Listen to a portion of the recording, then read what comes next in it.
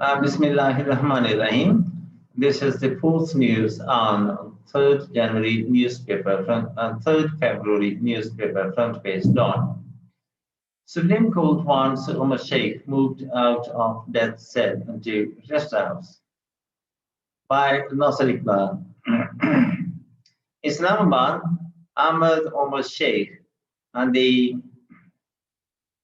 principal accused in the murder case of American journalist Daniel Byrne will be moved out of his death cell into some comfortable environment like a rest house, but will remain in state custody according to an apex court verbal order. Hearing a three-judge Supreme Court bench, Justice Omar Atta Bantiar, after Tuesday proceedings, observed through the tenure Omar Sheikh is entitled to be freed and he should be moved into comfortable residential environment out of the Karachi prison to something like a rest house. The bench also observed that the court would issue a written order asking the state to allow Sheikh's family to meet him between 8 a.m. and 5 p.m.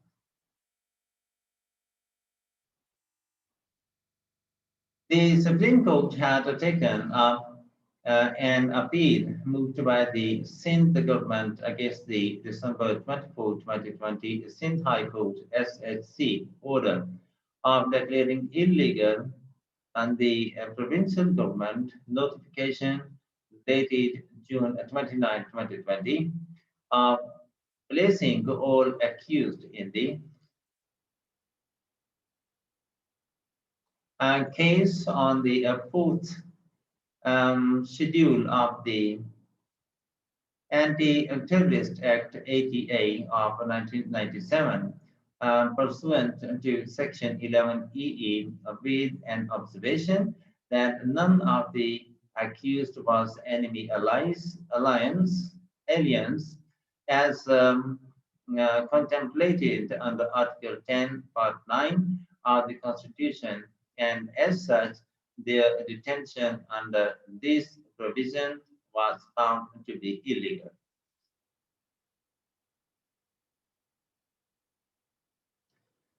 The verbal order also requires the state to place his family at some good rest house with transportation facility, while the government has been directed to arrange his shifting from the jail within a couple of days. During these 2 days, the government will keep Sheikh at some comfortable place within Karachi prison, but out of the death cell, and allow his interaction with the family there according to the verbal order.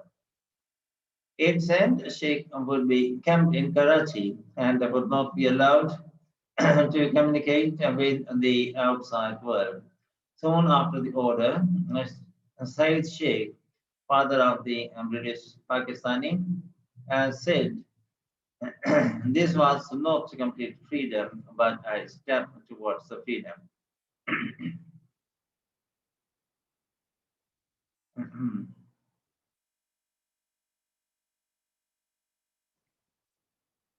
Earlier at the hearing, Attorney General of Pakistan, Khalid Javed Khan, said that the accused were not ordinary criminals, but hardcore militants who could pose a direct threat to ordinary people of Pakistan as they might disappear after being released from jail.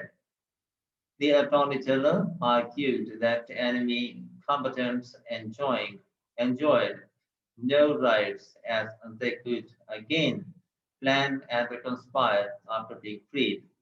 He also reminded the court that recently valiant jawans of the armed forces had lost their lives while fighting with the militants and embraced martyrdom. Justice Madib Akhtar observed that the court did not deny the sacrifices rendered by the armed forces, but the court was bound to go with the constitution.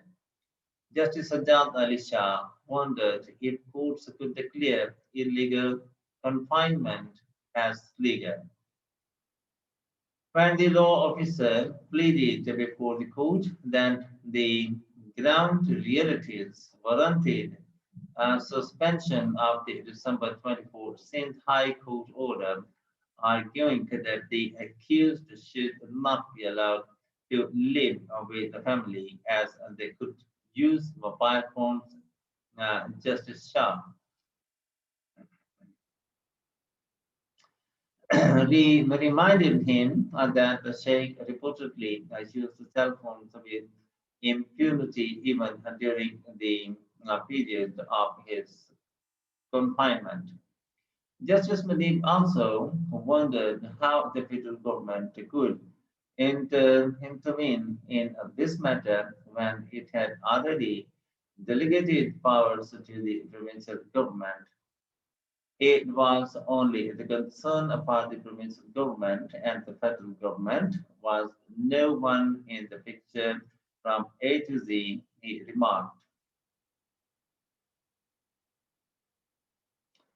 In its appeal before the apex court, they sent the government through the Advocate General, Additional Chief Secretary, Police Chief, and senior superintendents of Central Jail, Karachi, and Sakka had pleaded that the government had lawful authority to place the names of the accused on the court's schedule of the Anti-Terrorism Act.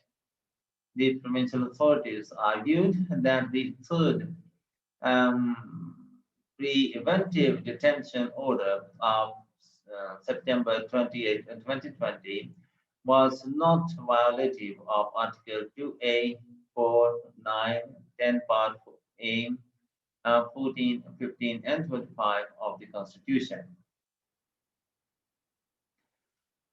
The provincial government was of the opinion that the Sindh High Court (SSC) had passed the December 24 order in clear disregard of the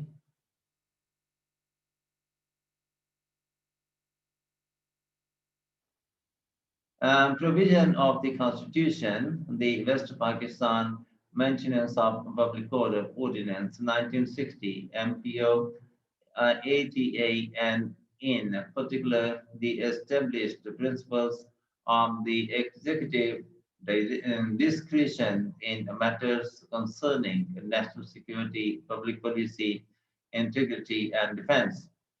In view of the scenario where the country is grappling with terrorism and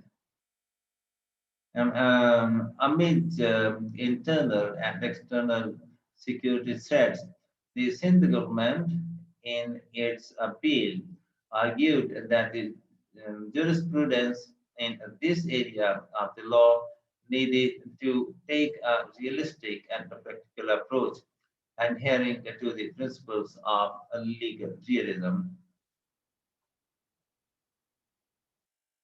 The law of preventive detention is a law and jurisprudence in respect of which must and does indeed develop with changing times and always contains within itself room for such change, the appeal contended.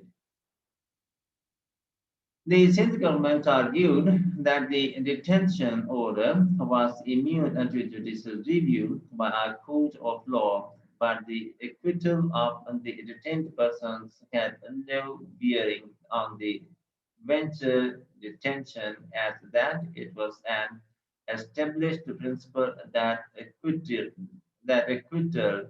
discharge or unsuccessful judicial trial was not a bar to subsequent preventive detention order.